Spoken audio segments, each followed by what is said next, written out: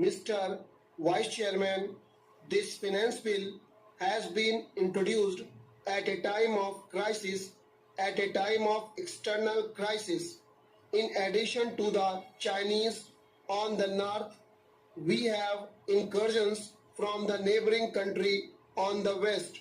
Therefore, it seems to me that this finance bill and the budget proposals should be defense orientated, but we find no provision for increase in defense expenditure.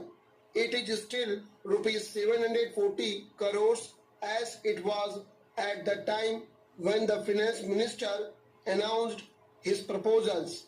If we are to put our defense in proper order so as to ensure the security of our country, if we are not to look for military alliances in order to supplement our defense forces, our defense expenditure must be increased considerably, and it will have to be rupees 800 crores, 900 crores, or even 1,000 crores of rupees. There is enough money in this budget to allow transfer of more to the defense services.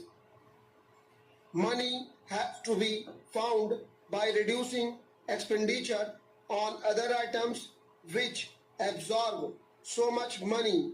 The expenditure on the plan is 200 crores of rupees on the revenue account and another 300 crores on the capital account. This must be drastically pruned. The plan expenditure must be reduced to indispensable expenditure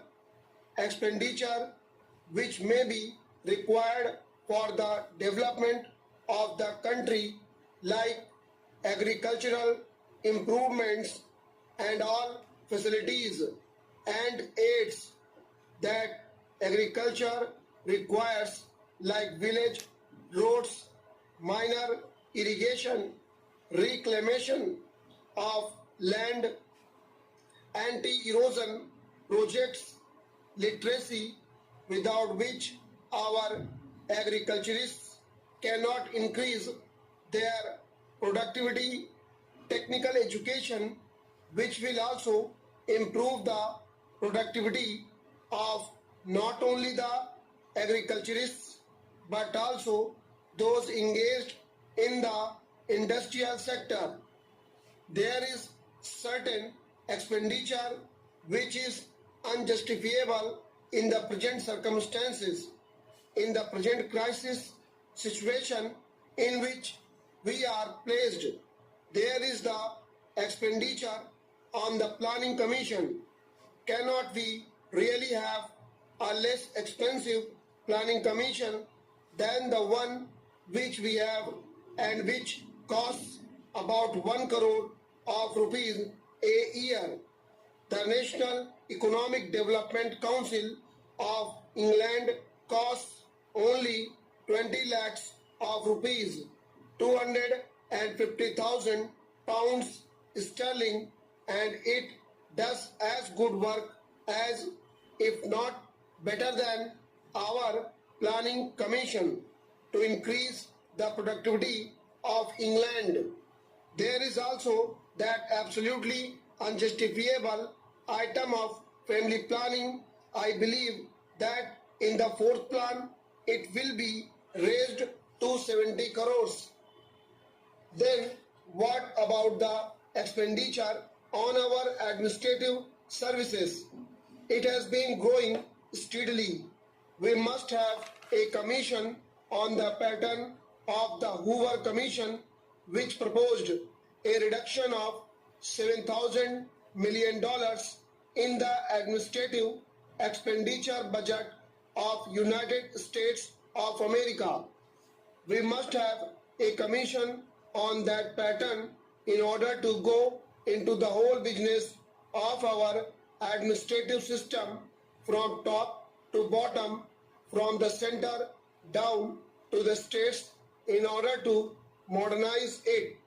We have been promised administrative reform committees in the Secretariat. The Home Minister makes much of these administrative reforms committees. First of all, their objective is only to reduce the delay in the Secretariat, not to reduce the expenditure. And moreover, appointment of administrative reforms committees from among the Secretariat officers is like asking the patients in a hospital to prescribe for one another. You must have an outside body, a scientific body of administrators composed of public men and of businessmen, such as the Hoover Commission was, in order to go into the whole business of the costly administrative system under which the country is suffering.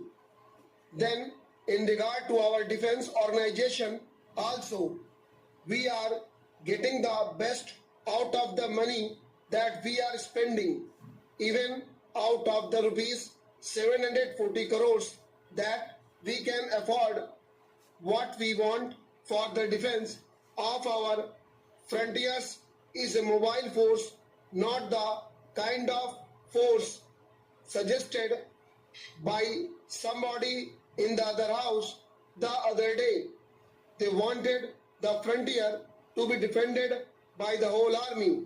They wanted the whole army to be deployed all along the frontier.